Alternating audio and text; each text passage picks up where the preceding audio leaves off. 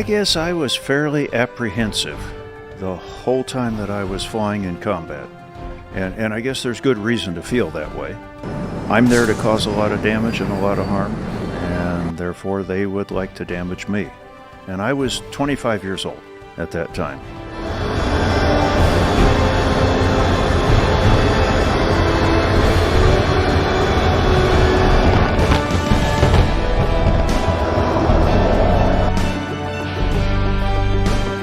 Top Gun was really a thrill. I must have done well in actual combat because at the time I was just a lieutenant junior grade, which is a first lieutenant in the Air Force. And so I may have been the very first lieutenant junior grade to go through Top Gun.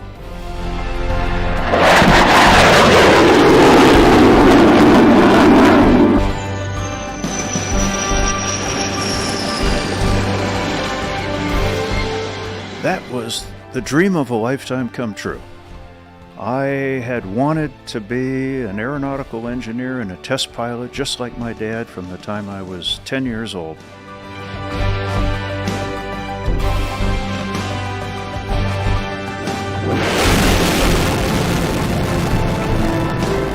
STS-27 was my third launch. And it was only the second launch after the Challenger accident. We were a top secret, classified Department of Defense mission. So to this day, if I told you what we carried, you could never leave this hangar. You'd be... Well, I will never forget. We maneuvered the arm, and Mike Mullane was my arm operator, so he moved the arm over there, and we brought up the television image of the right wing. And I looked at what I was seeing and I said to myself, we are gonna die.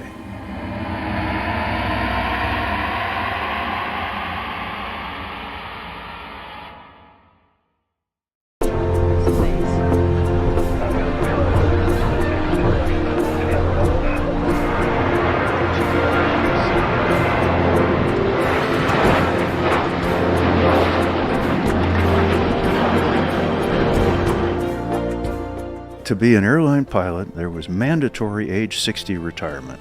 I was a NASA astronaut until I was 50 years old. And so I looked at the situation, and I had known a number of Southwest airline pilots. And they were just like me. They were flying because they loved to fly.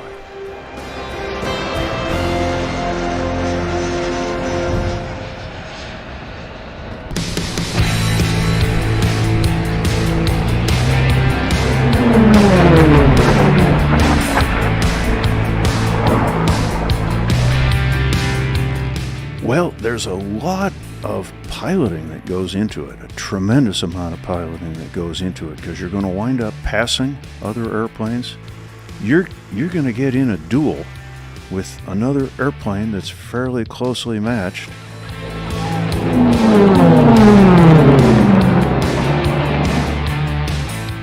So there's a ton of satisfaction from doing that. And hey, let's just talk about the racing itself. It's fun to fly low, but it's dangerous. And so the only time I fly low is at the Reno air races. But watching the ground go by you at 400 and 500 miles an hour is pretty darn thrilling, because it's really scooting on by. And that's fun. That's really fun.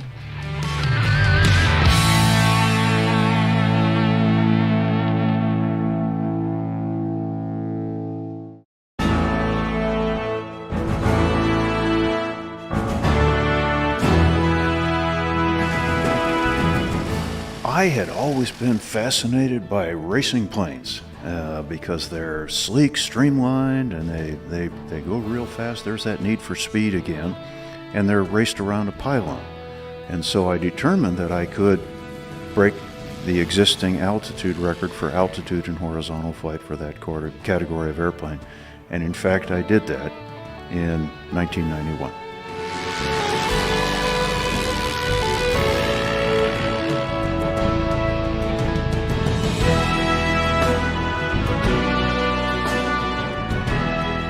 And I'm fond of saying that If I have done well as an aviator, it's because my dad was the one who taught me how to fly. And he didn't just teach me how to fly, he taught me the why of it as well. He taught me the aerodynamics behind it, the reasons that you're doing things, not just how to do it, but why you're doing it is also very important.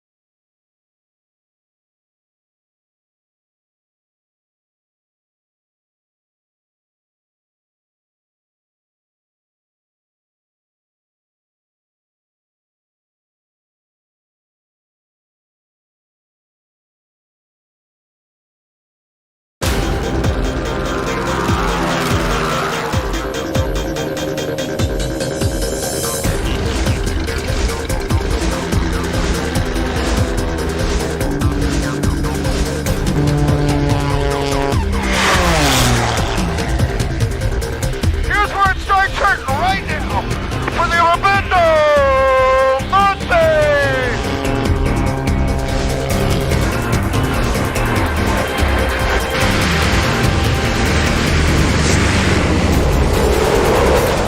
And it just climbs off all by itself. It does it itself. Okay? Yeah, you're right there with me though.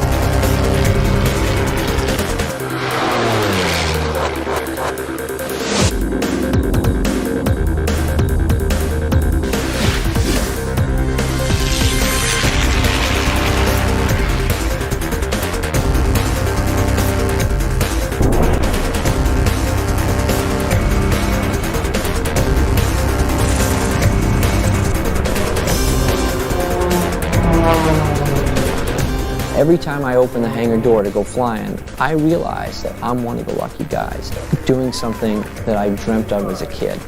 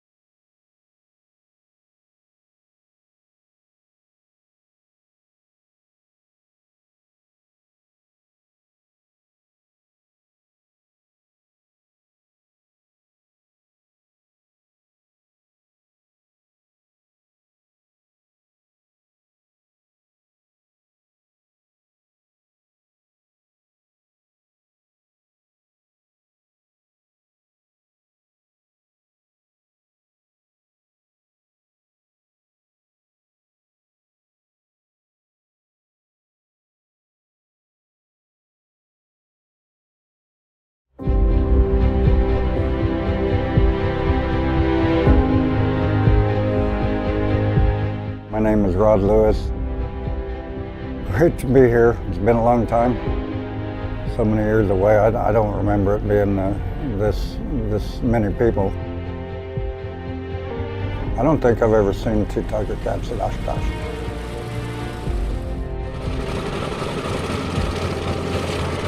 They're great airplanes, great flying airplanes. They're probably one of the most fun to fly. I'm Jessica Lewis-Worth.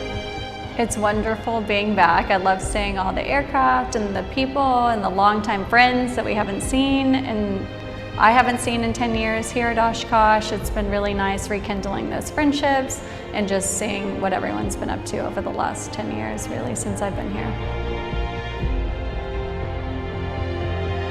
I'm Stu Dawson. I have the privilege of flying this airplane and we're at Oshkosh 2022.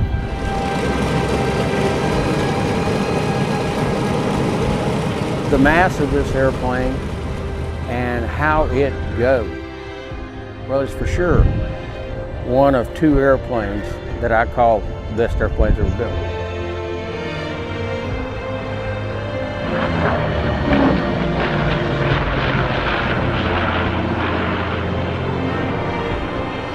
My name is Gordon Richardson. Really honored to be part of the Lewis Air Legends crew. I'm able to fly the Bearcat, which is my favorite thing to do. It is the pinnacle of propeller-driven performance. I can't tell you how many people either saw a video or were at the event and just talked about the sound. Love that sound. That was amazing. Love the sound. So it's just a different kind of air show airplane that you wouldn't normally see, let's say, at an air show.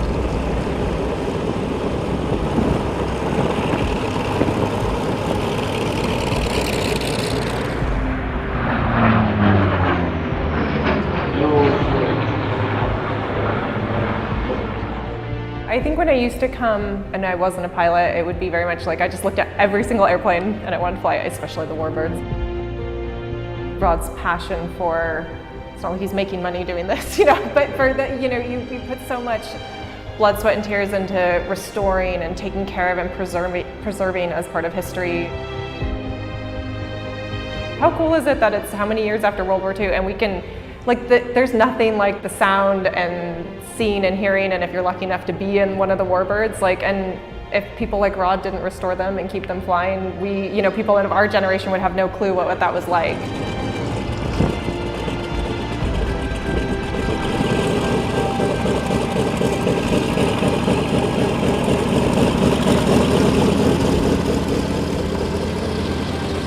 I'm Conrad Huffstetler from Uvalde, Texas, with the very rare Grumman F4F-3 Wildcat. I'm actually really excited. We're getting a lot of interest in the Grumman F4F. There's a lot of larger Grumman cats here this year, and they're much bigger and higher horsepower and more exciting, but there's a lot of love for the Wildcat, which is rare. So I've been getting good reception. A lot of people are very interested in the early airplanes because they are now rare.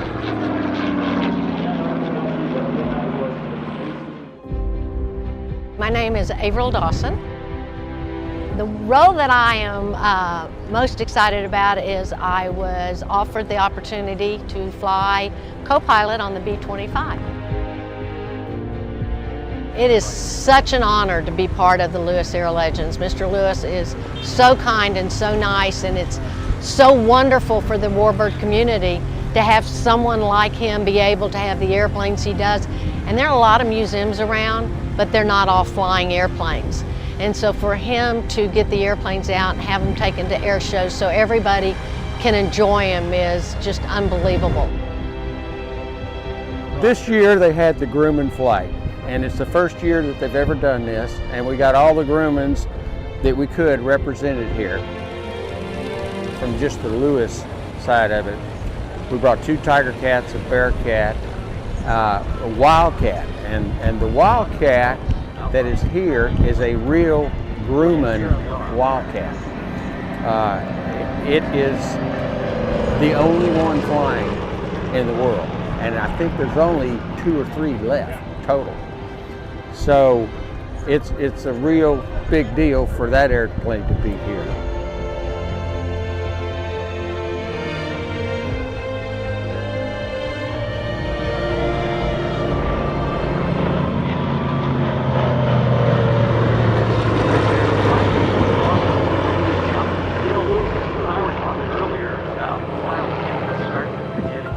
I've loved Breitling watches for years, so I've always been interested in what they're doing.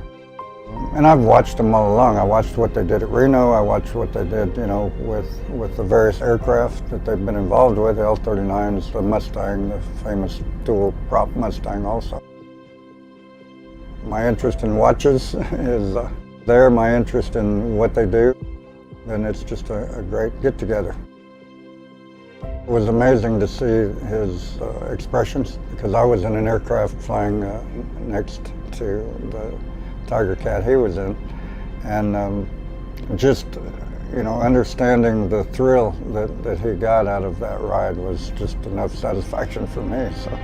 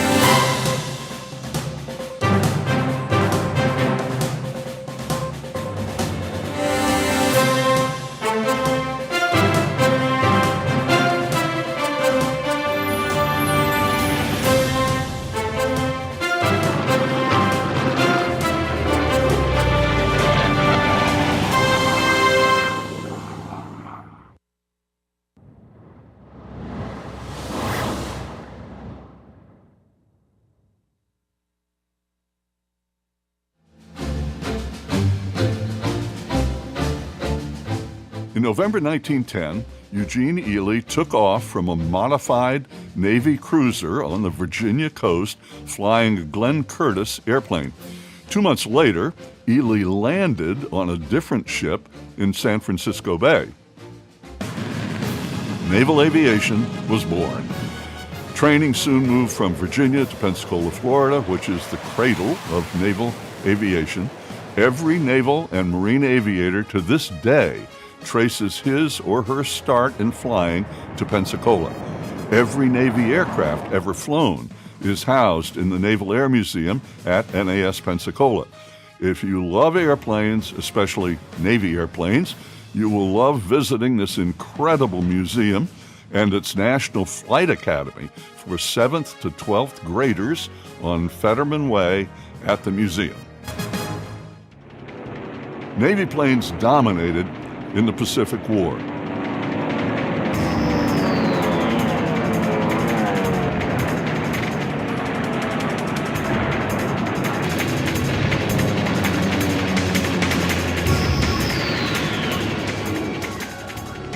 Fighters, the Grumman Cat series, the Wildcat, the Bearcat, the Tiger Cat, and the Hellcat.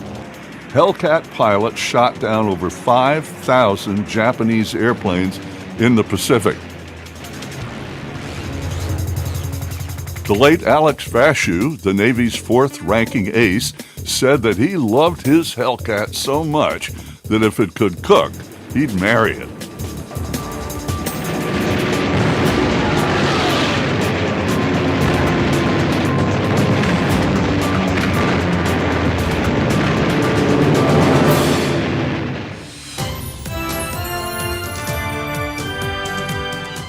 Grumman's claim to fame in the aerospace field is their iconic Big Cat line of Navy fighters, dating back to the F-4F Wildcat in the late 1930s. The carrier-borne fighter designs that began with the Wildcat and ended with the F-14 Tomcat of Top Gun fame were chiefly fighters. Their names were taken from different feline species or, during the World War II years, a derivative of the cat name with an adjective in front of it. Grumman's first fighters for the U.S. Navy were barrel-chested biplanes. Known only as the F-2F and the F-3F, they had no nicknames. It is striking how few different types the U.S. Navy operated during World War II, particularly from carriers, and how nearly all of them were either totally brilliant or just awful. The Grumman Aerospace Corporation, now known as Northrop Grumman, made history, providing combat-proven carrier fighters to the United States Navy. Each of these incredible fighter aircraft were not only advanced for their day, but would have Grumman's unique style of being named after cats that became near synonymous with Grumman's Navy fighters.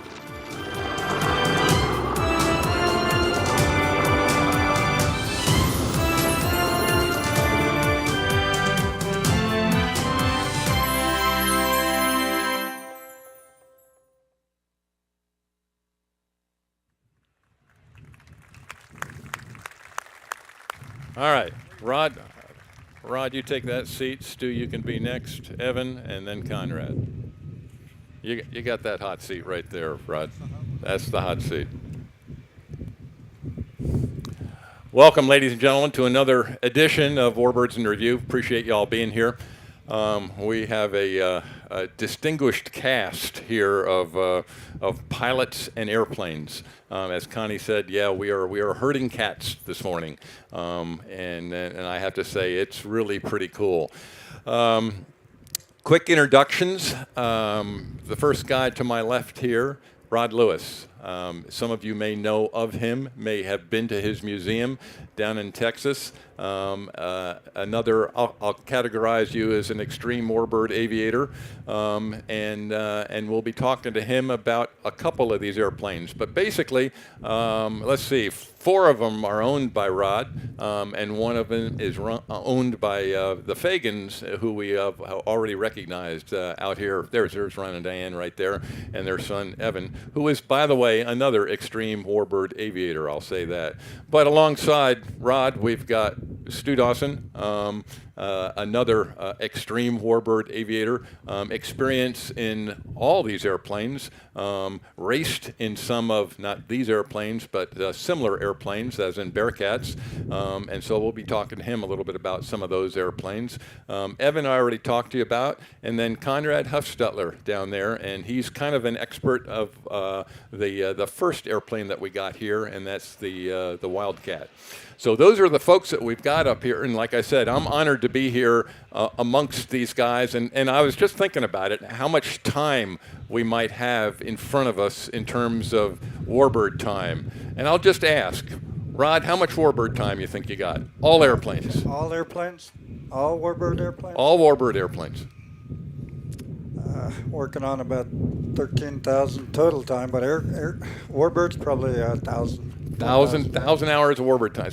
Stu, I don't even want to go there, okay? Stu, how much warbird time you got?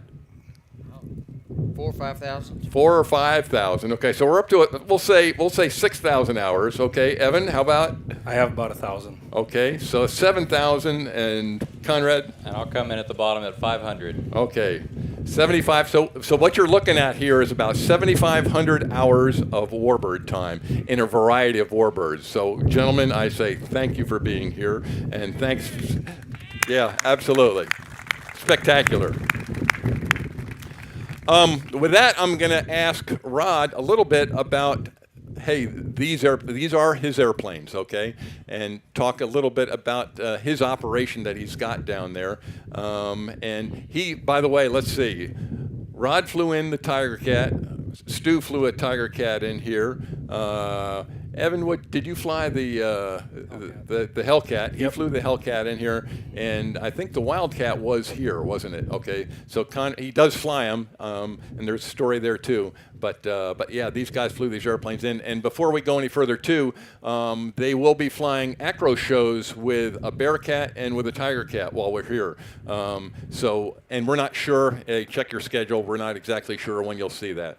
But with that, Rod, I'm just going to sit down and I'm going to say, okay, tell us a little bit about your operation and how you got involved. And this guy, by the way, I think he's up to 36 airplanes. Is that right?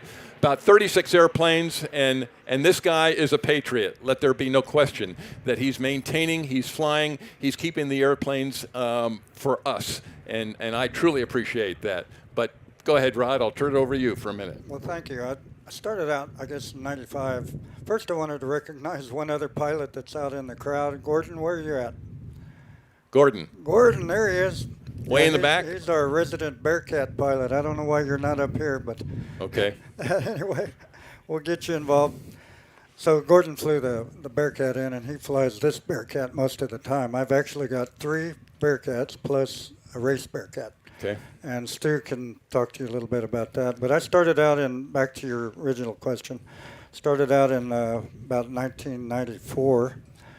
I was really interested in the warbirds from '86 on. Didn't have enough money to buy one, so about '94 bought my first one. It was a T-28. '95, we brought it to Oshkosh. It won best T-28 in Oshkosh in that year, and then I bought a Whirlway. So I had a tail dragger and tricycle gear, and I just flew those mainly because my dad was in the Air Force 22 years, and he flew the T-28A. I happened to buy a B model with a bigger engine. So that's kind of how I got my start, and I just loved it from then on.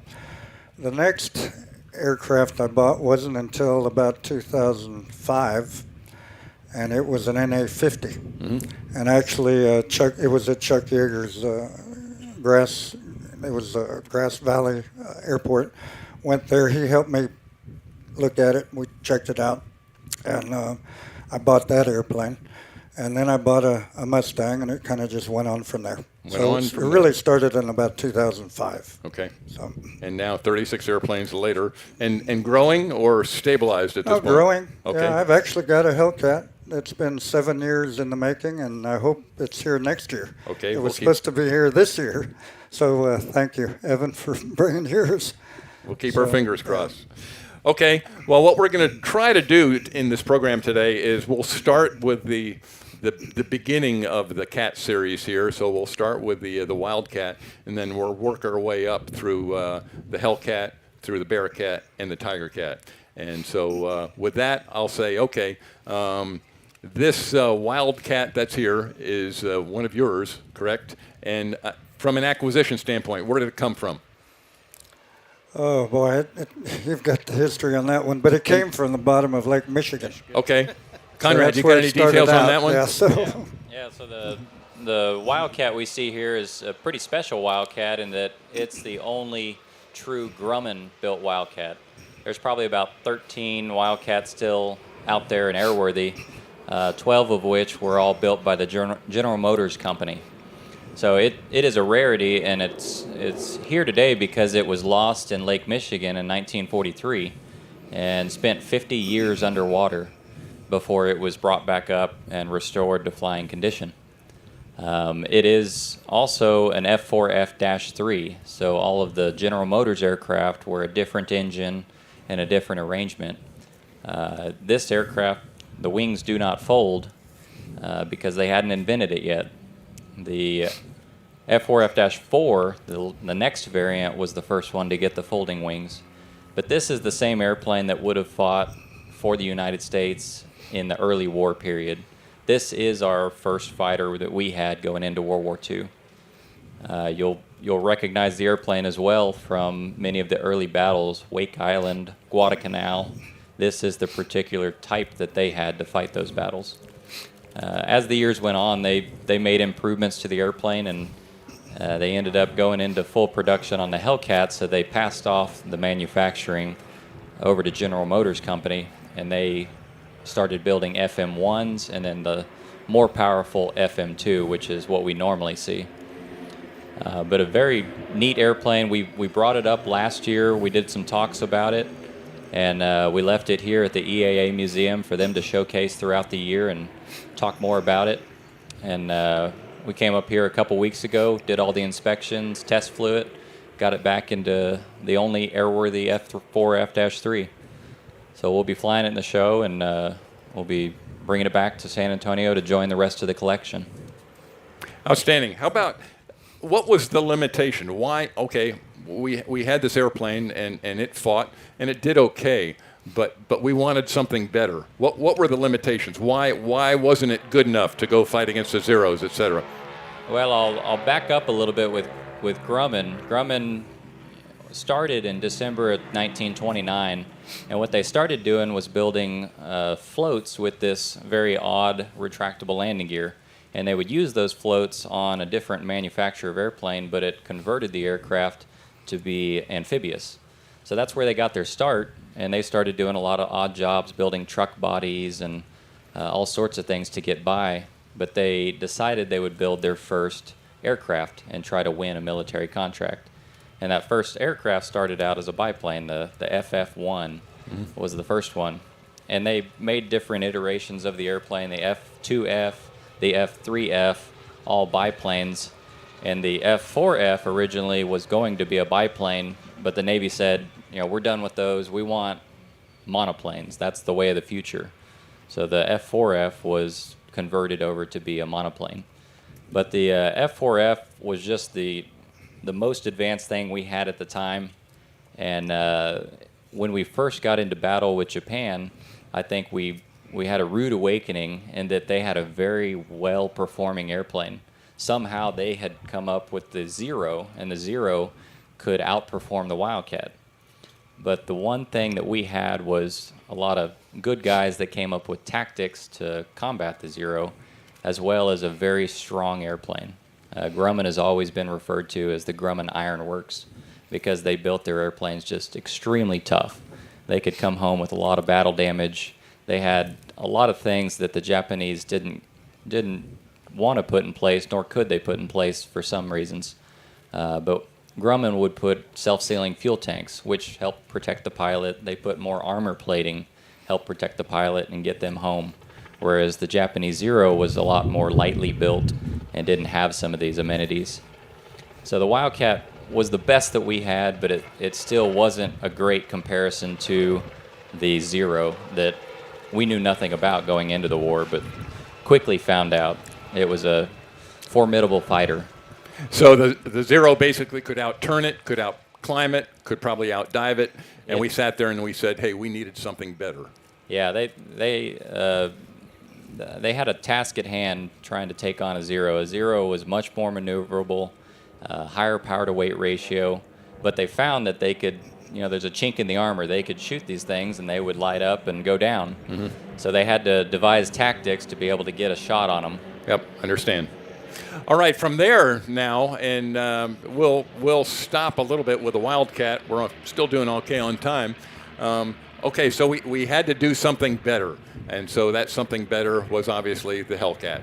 We bumped it up and we said, okay, hey, is this now a formidable counterpart to the Zero? And I think that's what they came up with. So Evan, I'll turn over to you for a minute just to talk a little bit about the Hellcat. Sure. Well, the Hellcat was designed obviously by Grumman, and what they did is they brought a bunch of Wildcat pilots in to help them figure out how to make the Wildcat better. They wanted to make an improved Wildcat, and they came up with the Hellcat. Flying the Wildcat, they're great airplanes, but they do have a little bit of limitation factor. They're wheelbase from center wheel to center wheel is 68 inches, so it's very narrow. Mm-hmm. And of course, being an aircraft carrier airplane, they'd point into the wind, and you don't have much of a crosswind. But the Hellcat, they wanted a more stable airplane. The Hellcat, obviously, you can see the gear is very wide. They changed the engine. It's an R2800-10, which is 2,000 horse. It's 18-cylinder. They first flew the Hellcat in June of 1942, and it had its first kill in September of 43. And the Hellcat You know, it's not the fastest fighter, but they designed it for a 200-hour farm boy to fly in combat. And that's what they did. It's the easiest flying fighter that I've ever flown. You know, and it's very rugged. I know there's a story of a Hellcat landed on a carrier with over 200 bullet holes. Wow. Very rugged. They could be shot up. But so the Navy awarded Grumman the contract to get the Hellcat going, and they produced an amazing mount. 12,275 were built. And kind of a crazy fact, the factory heard a rumor that they were going to start laying people off, so they really started producing. And the war production record for an airplane is on the Hellcat, and they produced 1 an hour at peak. Wow. So they were pumping those things out like crazy, and the Navy actually told them to slow down. That's a true story. But so out of those 12,275, there's about 26 airframes left, and that's from a pile of parts on a pallet to this airplane here, and there's 7 that are deemed flyable. And of those 7, I would say, 1 to 3 on a given day are actually flying or in an annual. But the Hellcat could take a lot of punishment. It had 3 50 caliber machine guns. Each had 400 rounds, each machine gun. It could hold 8 rockets or up to 4 bombs, depending on the armament mission, I guess. But the top speed is not flashy like the Corsair, but their carrier qualifications were really good where the Corsair was struggling. So it became the Navy's go-to fighter for a long time. And it just really took hold of being the mainstay fighter. The Grumman, or the Hellcat, shot down 5,163 airplanes, which equaled 56% of all naval kills in World War II. And it lost 270 Hellcats to combat. So at a 19-to-1 kill ratio, which was the best of World War II. And David McCampbell, it was brought up in that video, he had 34 kills, which I believe was the highest scoring Hellcat ace. And the Hellcat was the first airplane to fly with the Blue Angels, actually formed the Blue Angels with the Hellcat, and then later went right to the Bearcat. But it's a great flying airplane. Last year we had Don McPherson here, who's a Hellcat ace, and he's still with us. He's 100 years old, and got to know Don, and he talked about how rugged it was in combat and how much punishment it could take. And when you fly this airplane, it's just the gentlest airplane. It really has no bad habits as long as you're doing what you're supposed to, and it's just a great platform. How about the acquisition of this particular airplane? Where'd this one come from? This airplane was Yanks out in Chino, California. It was there, I think, since 1976. And I kind of pestered the owner for about 3 years trying to get him to sell it. And he finally did, and then we brought it over to Plains of Fame. And Steve Hinton Jr. took this project on. He was here last year at Warbirds in Review with us, and we flew it about a year and a half ago for the first time. And it was a very good restoration process. The Hintons are first class. You can't beat them. And they built a great airplane. So, yeah, I'll say now, afterwards, you'll have a chance to walk around these airplanes, take a look at them, because the rebuild process has been just absolutely tremendous on all of these things here. And the Hellcat in particular, we did that last year, and yeah, it was spectacular. How about top speed? Compare top speed on the Wildcat versus top speed on a Hellcat. That's what do you consider top speed on the Wildcat cruise? Well, I don't know that there's a number. It actually, one of the benefits of the Wildcat is it will hit terminal velocity. You can be full throttle straight down, and it will stop going faster. So the neat thing about the Wildcat is it really doesn't have any gauge markings on the airspeed indicator. The flaps are vacuum, so if you're going too fast, they just won't come down. And I guess there would be a limitation on the gear, but it's pretty rugged itself. So I don't know that there is a speed. Okay. And the Hellcat, I'm thinking about 210 knots cross country but they had a very high red line, 420 knots. Okay. I can't even imagine getting to that, but Hellcat's built like a tank. Mm-hmm. And it'll just keep going. But it's not the fastest fighter flying over here with my dad in the P-40. He had to give me a couple inches so I could stay caught up with him. But we were doing pretty good coming over, about 266 knots with the tailwind, so yeah, that's not can't bad. complain. That's not bad. All right, let's move on to, and arguably now we're getting into the Bearcat, Tiger Cat category. And I'll start now, just because I think it's a cooler airplane. Well, no, I'll stay with the Bearcat. So the expert here, and I guess over here too, is Stu up here, and he's flown these things for a long time. He's raced these things for a long time. And Rod, you said you own 3 normal kind of Bearcats, and then that one called Rare Bear. Right, a dash one, 1-1, and 2 -2s, and then a modified Bearcat. So. All right. And okay, Stu, I'm going to put you on the spot now. What do you think about the Bearcat? How about starting out with the strange one, with Rare Bear? What do you think about racing that thing? That's not a Bearcat. Okay. It doesn't fly like a Bearcat. Okay. It's highly modified. It's got so much chopped off the wing. The wing folds, when you fold them, they're about that big. Okay. The engine's been changed. We're running a 3350 versus the 2800, and a highly modified 3350. And how much horsepower are you getting out of that thing? Well, it's kind of debatable. You know, they say this, they say that, but we're turning the airplane. You know, 2800 is all you turn at 3350. We turn it 3200, and we're pushing about 80 inches of manifold pressure out of it. Wow! So it's doing. It's a little rocket ship. It's a rocket ship. We have to blow the struts all the way up to be able to land it and not get the prop. Yeah. So your approach to the field is your nose way up in the air, and you just hope you see runway as you come across the runway, and then No land flaps. it. No flaps. No flaps. No, No flaps. No flaps. No Flaps are weight. You throw those away. Understand. And So- I got to ask, how successful were you in Rare Bear? I did. We raced it what, Rod? 4 years? 3 years? Yeah, I raced from 2007 to when we quit. Yeah. So. And I got to second. Okay. Yeah. The next deal was going to be nitrous oxide. And that puts it over the top. Because it ran, when it was somebody else's airplane, it ran nitrous oxide, and it was a hoss. But you got to have, your nitrous guy has to be really good, or it's just going to go bang. So that's the race side of it. How about the normal airplane? Again, they stepped up. They sat there and they said, okay, we've got the performance from the Wildcat. That wasn't good enough. We got the performance from the Hellcat. We want to bump it up from there. And, hey, Bearcat. And they jumped that thing up there. And primarily it was a weight thing, wasn't it? Didn't they really? Weight and horsepower. Okay, so talk about that. So, the Bearcat is the most maneuverable one out here. Maneuverable as in maneuverable turning? and flight, and I mean it rolls good, it climbs good, it does everything really well. It's not a hard airplane to fly. It's pretty docile if you just do it right.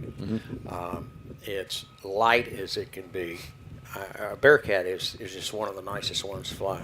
Didn't it have a climb to time record for a while there? I'm not sure about that. Gordon? Okay. It did. Okay, that's what I thought. I thought I think it was 3 minutes. 3 minutes to sea 10,000. level to 10,000. Yeah, that's what that I was thought. the criteria that it was built under. And that's what they were looking for. They wanted climb performance out of that thing, and they lightened it up. Still had big motor. Yeah, but they're doing that, pushing 50 inches and ADI and everything, and it would go. Okay. It would go. Okay. But it's a very well balanced airplane. And it came, unfortunately, a little bit after the war. It really didn't see much. It didn't see a whole lot. Which is unfortunate. But it was very popular on the air show circuit, too, wasn't it? Absolutely. Yeah. Blue Angels. And did well. Yeah. So absolutely. So that's the next step. And now we jump into this Tiger Cat thing.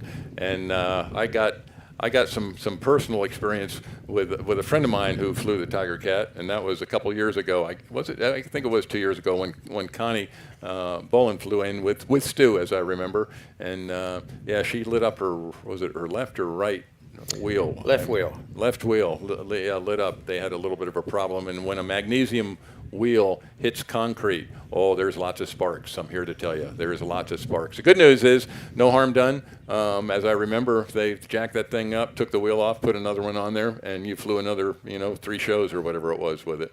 But that was that Tiger Cat. There are 2 other Tiger Cats here, and I don't know who wants to start talking about the Tiger Cat. Rod?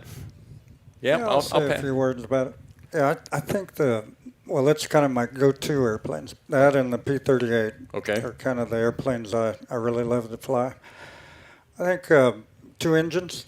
At some point in your life, you want a second engine. I understand. So the thrust, the takeoff power is incredible. It's a short field if you want it. Both 2800s, right? There are 2800s on each wing. Yeah, CBs and the ones that we have. And they're very maneuverable. They're a little heavier, of course, than the Bearcat. Mm-hmm. They're tough to fly in formation because you've got those 2 engines. But they're, it's just a very safe airplane. It's docile, stalls, very gentle, just like any Grumman. It's just an incredible airplane to fly. Speed-wise, it's probably straight off the assembly line. It's probably the fastest of any of these. Could I say that? Yeah, definitely. When I was racing, I raced the silver one out there. I set the track record at Reno for 3:99, and that was 50 feet off the ground in the pylons. So that was, we're banking the whole time. Wow. So it'll go. And what's the difference between these 2 airplanes here now? Not much. Okay. Yeah, they're pretty much the same. Both Dash 3s. Yeah. Okay. And how about acquisition? Where did they come from?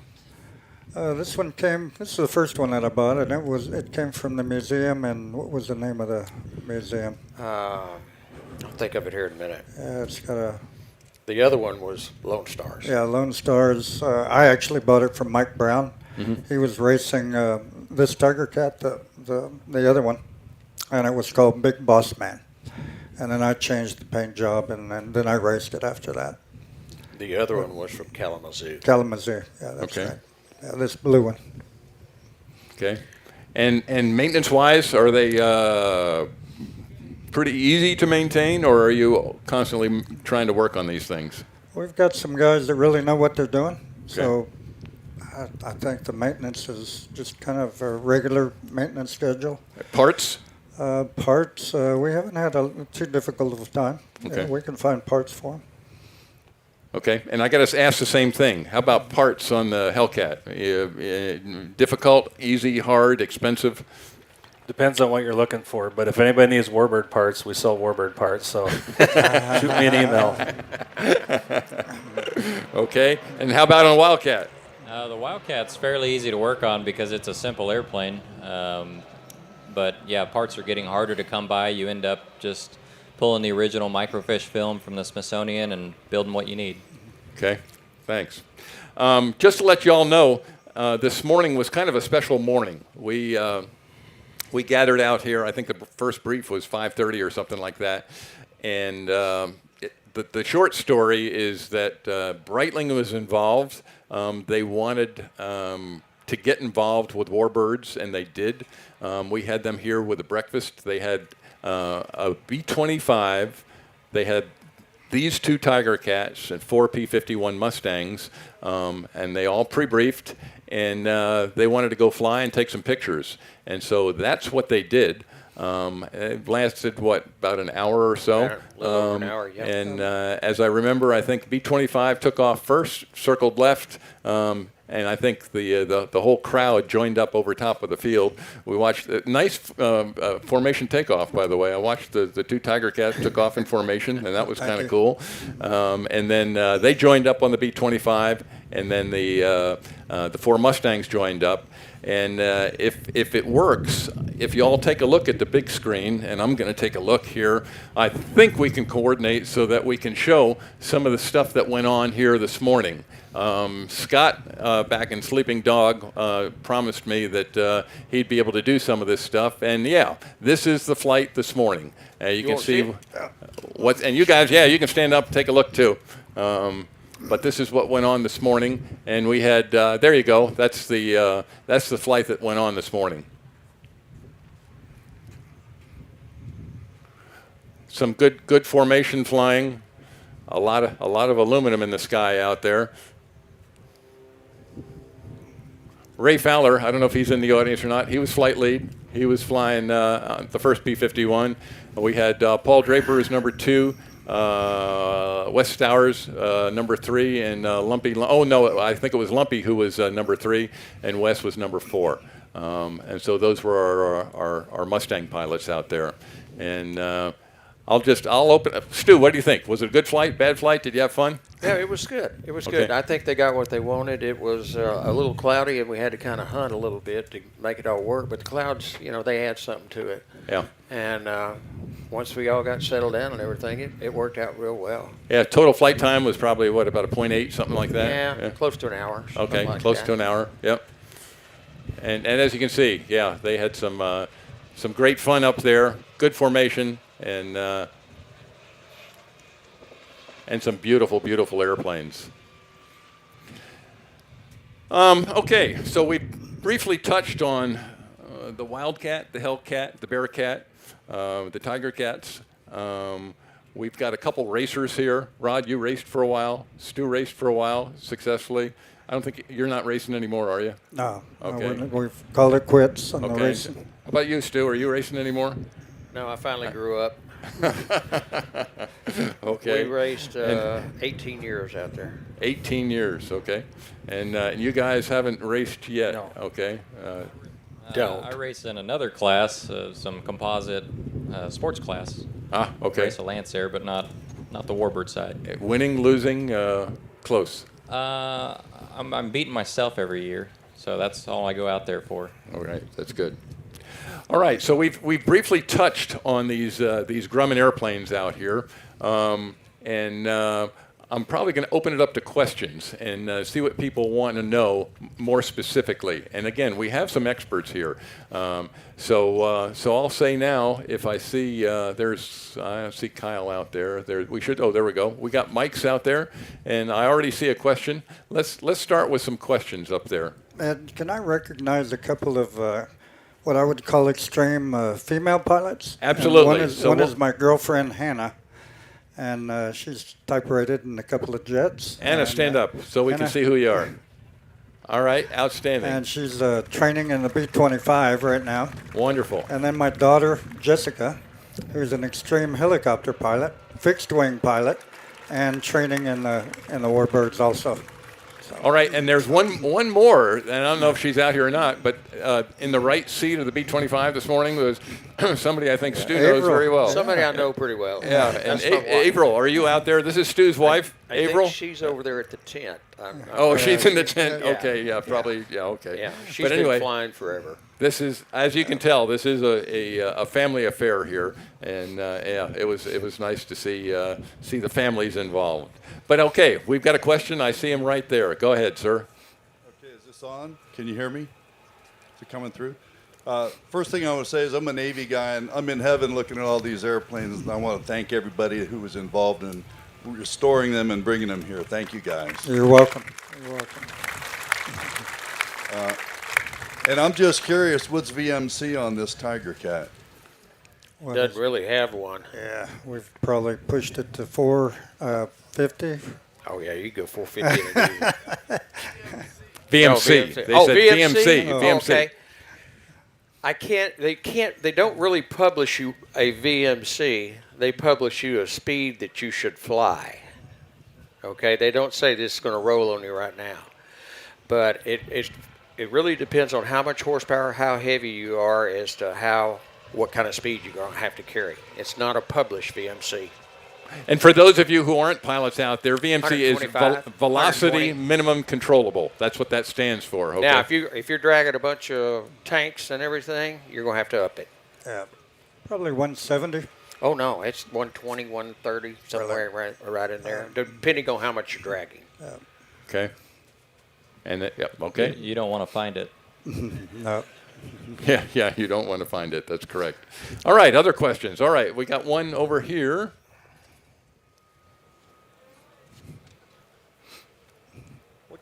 What kind of approach speeds do you see different from all 4 models right here? Are they all similar in approach speed for landing, or slightly different? I'd say the Wildcat's probably the slowest, and I hold about 100 mile an hour indicated throughout the short approach, and then it probably touches down around 70, or it's a 3-point attitude touchdown, so 65, 70 maybe. It's fairly slow. And I go over the fence with the Hellcat about 85 to 80 knots. 100 knots on the Tiger Cat. Bearcat about 90. Okay. So they're all close. They're all in the ballpark for a Navy airplane. All right. I think we got another question over here. First of all, I'd like to second the appreciation for bringing these beautiful airplanes up here. I don't see any guns on the Bear and the Tiger. Where are the guns? There's some guns on the Tiger Cat. Fake. On the second Tiger Cat, on the silver one. On the combat, Yeah. on the combat model. How about the Bearcat? Where would they? Nothing on them, but the Bearcat would have had, what, 450 calibers? Yeah. 6? I'm not sure. This airplane didn't come with guns, and we've never outfitted it with guns. So it's faster without them. We don't tend to need them much nowadays. How about the Hellcat? I don't know. Hellcat had what? Had six Six. 650s on it, right? Yep. Okay. That's what that had. All right. More questions. All right. There's one. I see one right there. Oh, wait a second. Have you guys ever done a dogfight with a Corsair with the Hellcat? Or do you know of how well they perform against each other? He probably has. I haven't. I've never done a dogfight between the two of them. I've flown both of them, and both of them are really nice. I mean, they hang on and do, but I'm thinking the Hellcat would probably take that one because the Corsair's not as fast. A little touch on some of the Grumman technology. The Wildcat kind of started it, and then it followed up through the models, but I mentioned the vacuum flaps. The flaps were set up in such a way that you could select flaps down during combat, and they would stay up if you were going fast, but if you started to get into a turning fight, the flaps would slowly start to come out and reduce your turning radius. So that was something that the fighter pilots didn't have to play with. They'd set it to flaps down and go fight. And if the Zero wanted to utilize that, they'd have to manually do it. The Hellcat incorporates basically the same system, but it's electric. Right. Mm-hmm. Mm-hmm. Okay, we've got a youngster over here. Go ahead, sir. Which is the nicest to fly? What is the nicest to fly? What is the nicest to fly? Okay, we'll go down the road. Well, I What do you haven't think, flown Rod? the Hellcat yet, so I would say the Bearcat. Okay. Yeah. Stu? I got to go with the Tiger Cat. Okay. And I've only flown the Wildcat and the Hellcat. I like flying them both, but I really enjoy the Wildcat. Okay. Conrad? Yeah, Wildcat. There's bliss to simplicity. Yep. Say, Conrad, how many cranks to get the gear up? Yeah, the Wildcat's a little more involved. It's, like I say, more manual. The landing gear is a big hand crank on the right side, and I think it's about 29. I seem to be doing other things, so I'm not counting. But if you watch it fly, it's kind of a different takeoff. What we do may be different with others, but the faster you go, the harder it is to crank. So on takeoff, it's a pretty high pitch angle, and we're trying to keep it around 100 mile an hour indicated so that there's not too much pressure on the gear. But you crank it up, and when you do so, you've got to duck your head down, so you take a break and see what's going on outside and go back down and keep cranking. But it adds to the fun and to the history of the airplane. Those guys had to do it just off the carrier back in the war. Wow. Wow. All right, we've got another question over here.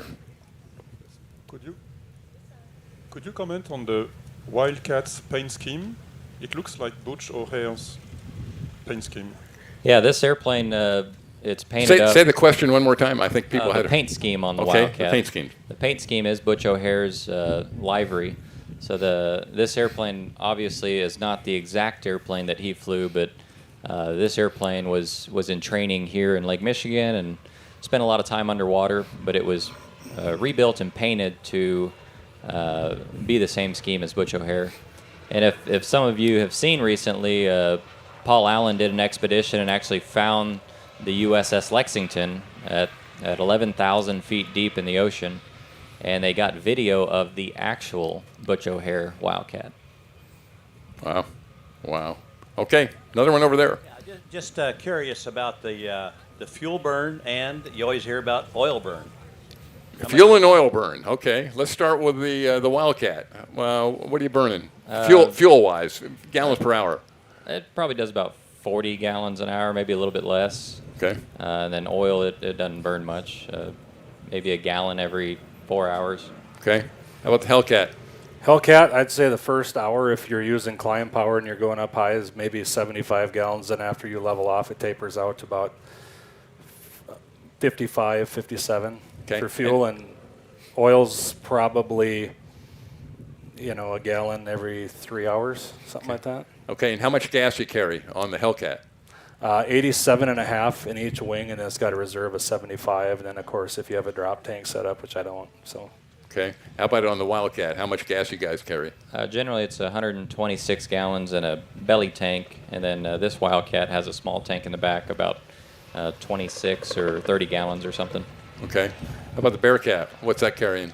Bearcat, well, you figure 75 to 80 an hour now. If you pull the RPM on back, that's where you'll gain your mileage. Okay. And how much gas does that thing hold? This one holds should hold 213 in the front tank. All right. And how about the Tiger Cats? How about fuel burn on those things? Fuel burn, we figured about, in cruise, about 135 gallons an hour. That's pulled back.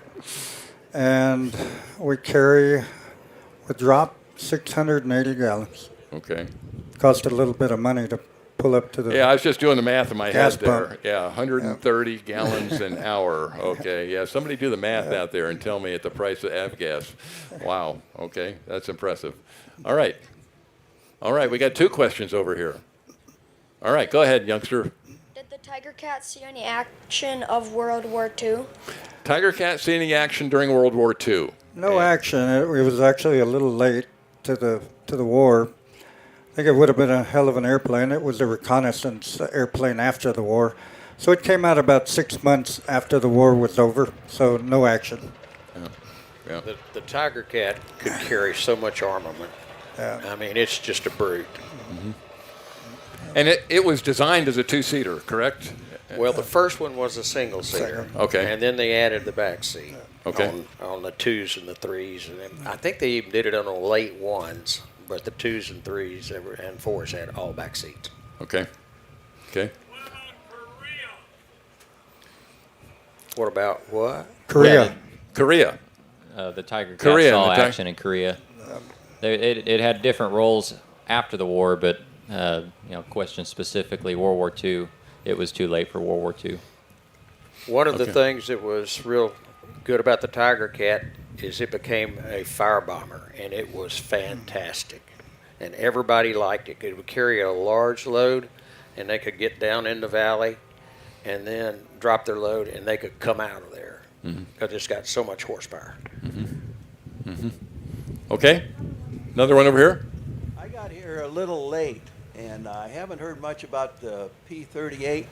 The reason is I'm a Gold Star son, and my father was killed over France on a P-38. And we found the crash site, and he said it was the best he thought it was better than the P-51. Okay. Yeah, the P-38 we're not going to be talking about today, I don't think. Well, I wasn't here yesterday. Oh, okay. Sorry about that. But as long as we're talking about that, and thank you for your father's sacrifice, I'll say that. Absolutely.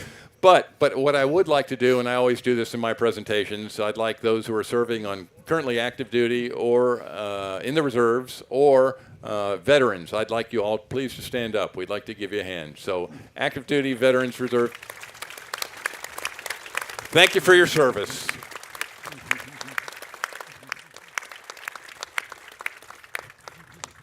All right, we got another question down up front. Just had a Wildcat question. Can you compare the Wright powered versus the Pratt powered? Yeah, so I've actually had the opportunity I rebuilt an FM2 in 2013, which Evan now owns. And I'm I guess one of the few to fly both of them recently. But the FM2 had the 1820 Wright engine, which was 1,350 horsepower, and it was supposed to be what they called the Wilder Cat. It added power, and they pulled out a little weight what they could. So the FM2 is a great performer, but I would say the Wright 1820 is a little bit more rough engine. It beats you around a bit more. This particular Wildcat, the F4F-3, has an 1830 Pratt & Whitney, which is a twin-row 14-cylinder. So right off the bat, it's a lot more smooth and just more enjoyable to fly. A DC-3 motor. Yeah, so this particular airplane has a DC-3 motor, a Dash 94, which is more horsepower than what it would have had in the war. So this particular Wildcat has equal horsepower to the FM2, but it doesn't have the folding wing, and it doesn't have all the guns. It's got 4 guns rather than 6, and it has been lightened up, armor plating and whatnot. So anyway, this one is a particularly good performer versus the FM2. So I got to say, I do enjoy this one a little bit more, but they both have their advantages. Thank you. All right, we got one. Go ahead, up top there. I understand that the Bearcat has a little bit of an unusual wing structure, spar structure compared to other planes. Could you explain that? Spar structure on the Bearcat. Stuart, you want to take that one? I have not rebuilt one of those, so I can't really comment on the wing as far as the structure and what's in there. I'm not familiar with that. I can give you a little bit. All right, there we go. I was going to say, we got another Bearcat guy over here, too. He might know. I'm not sure, but go ahead, Conrad. I don't know what you're referring to exactly, but the Bearcat originally was designed with kind of a special feature where the wingtips would come off. If you over-G'd the airplane, the wingtips would come off and reduce the load on the spar. So that was an attempt to make the airplane lighter by underbuilding the spar, but still not having any aerodynamic failures. The bad thing about that, if one came off. Yeah. So one would come off and put you into a fun situation. So they ended up just kind of going away from it. And what we deal with nowadays is a little bit of an underbuilt spar. And I don't know the particulars about the spar, and I've not rebuilt one, like he said. But this one you can see has a spar strap. There's a cap that's been added to give a little extra strength. And then some of the newer Bearcats that are being rebuilt are being built with a heavier spar, a different material and a better spar. There's another way to do that. Cut the wings off like Bear and don't worry about it. Yeah. What was top speed? What did you get out of Rare Bear? I'm just curious. Last time it was 490 something. Okay. Qualifying. Yeah. Okay. Okay. All right. Up top. Is it possible to visit your museum in San Antonio? Yeah, it is. Most of my airplanes, I've got a ranch just west of San Antonio, and that's where most of the aircraft are right now. But there's probably half of them at each location. And, yeah, the one in San Antonio, sure. All right. Sounds like he's going to visit. All right. We got another one up top here. Yes, you don't read too much about the Tiger Cat going aboard the ship. Can you address that at all? Or were there any squadrons that deployed the Tiger Cat on a ship? You know, they were made to land on the ship. Yeah. I can't tell you whether they ever landed any Yes, on the they ship. did. They did, okay. They were aboard the boats. But it wasn't, the airplane was made for that, but it wasn't used primarily for that because it worked good off the land too, and it has good range. We can put 300-gallon drops, one in the middle, and then got some on the outboard, so it'll go a long ways. And one of the characteristics about landing this airplane is it is made to land on the carrier, so the struts are really stiff. If you don't slam it on, it's gonna come off sideways, and it's hell. You know, when you're taxiing, it's hell to taxi off the runway. if you're going the wrong way. So we try to land firmly when we land one of these, unlike the others where we want to grease them on. Okay. All right, one more. Were these planes equipped with tail hooks, or how did they land on carriers? They had tail hooks. And as far as catapults, that came after their. They use? didn't need it. Yeah, none of these airplanes took off with catapults, but they all landed with a tail hook. And yeah, Yeah, you put your flaps down and get one of these off in 1,000 feet. Yeah. If you start inspecting them afterward, you'll start to find little hooks up in the wheel well areas. The Wildcat's got a little hook in the center, in between the landing gear. The Hellcat. Yeah, you can see them right behind the. Yeah, they're there. So they did have some board. hooks for a bridle and a catapult system later. And then one of the Grumman benefits was the tail hook was not truly exposed. It would suck up into the back of the tail or be fared into the tail, so it wasn't hanging out like you normally see, but they are tucked up in there somewhere. It's tucked up in there on the F7. It's just about, you can't see it. Yeah. And I will say there's going to be a cat flight. Do we know when? I don't think we do yet, where they're going to have the Hellcat, It's the Wildcat. this afternoon, and I'm not sure. I've got a briefing at 11 o'clock. Oh, now. Yeah. There's two guys that need to leave now, but yeah, there is going to be a cat flight where we're going to have the Tiger Cats, the Hellcats, the Wildcats, and the Bearcats. I think all flying together. So that'll be a celebration of the cats. And yeah, this afternoon it sounds like is when we're going to be doing it, right? Yeah. Okay. All right. One last question anywhere? Nope. All right. With that, I'll say first of all, Rod, thank you very much. Thank you, Ed. Appreciate it. It's been a pleasure. Thank you for being the caretaker of these airplanes. And, Appreciate it.